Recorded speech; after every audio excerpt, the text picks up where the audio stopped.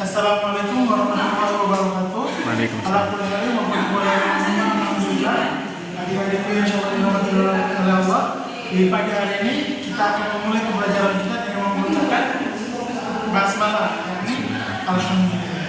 Bismillahirrahmanirrahim. Ya, di pagi hari ini materi yang akan saya ajarkan yakni mengenai khalifah. Apakah Anda tahu khalifah itu apa? Tidak. Khalifah adalah orang-orang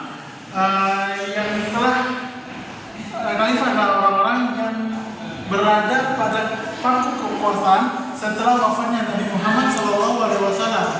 Pada masa kekhalifahan, yakni pada masa pertama, sebelumnya khalifah itu dikenal dengan 4 orang, yakni Abu Bakar As-Siddiq, Umar bin Khattab, Utsman bin Affan, dan Ali bin Abi Thalib.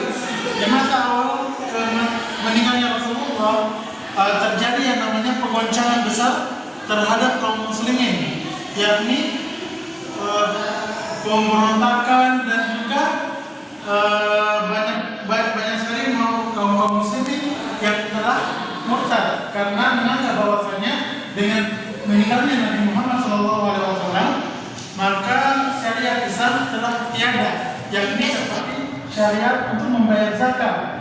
Di masa Abu Bakar As-Siddiq yang terjadi pada 632 hingga 634 Masehi, pertama pencapaiannya Abu Bakar As-Siddiq seperti yang pertama memerangi para kaum murtad, memerangi para kaum murtad dengan perang yang disebut sebagai perang. Ada yang tahu? Oke. Abu Bakar As-Siddiq memimpin pada 632 hingga 634 Masehi. Adapun pencapaian selama masa penjabatan Abu Bakar yakni meliputi memerangi para pemberontak dengan perang yang disebut sampai sekarang sebagai perang Ridha. Perang Ridha adalah perang yang dilakukan oleh Abu Bakar pada masa kepemimpinannya untuk memerangi orang-orang yang telah murtad ataupun orang-orang yang tidak ingin membayar zakat kembali, lalu mengumpulkan ayat-ayat Al-Quran yang terpisah-pisah. Pada masa kepemimpinan Abu Bakar, setelah perang Ridha, banyak kaum muslimin yang meninggal, sehingga dikhawatirkan oleh Abu Bakar para penghafal Al-Quran akan gugur dan Al-Quran tidak akan lagi terjaga keutuhannya, sehingga Abu Bakar pun memutuskan untuk mengumpulkan ayat-ayat Al-Quran. Perlu kita ketahui pada masa kepemimpinan Abu Bakar, mushaf sebenarnya sudah ada, hanya belum disebarluaskan karena masih terbatas oleh beberapa faktor.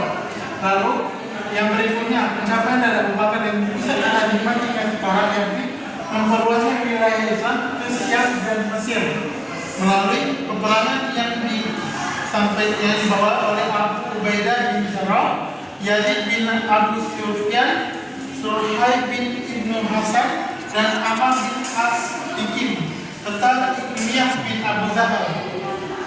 Lalu setelah wafatnya Abu Bakar, pangku kekuasaan Islam dilanjutkan oleh Umar bin Khattab pada 634 hingga 644 Masehi. Yang ada pencapaian pada masa itu perluasan wilayah dan penaklukan Yerusalem, Damaskus, dan Kairo. Lalu penempatan kalender Hijriah yang dapat kita nikmati kualifikasinya hingga saat ini.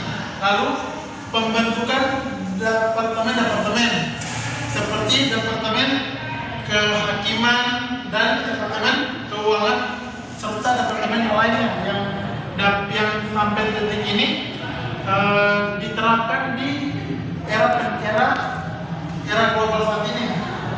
Lalu pada Utsman bin Affan yang memimpin pada 644 hingga 656 Masehi, pencapaiannya meliputi mengembangkan sistem pendidikan dan kebudayaan, dan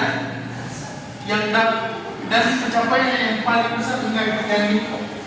besar dan dapat kita nikmati hingga saat ini, yakni pembentukan mushaf Al-Quran secara besar-besaran.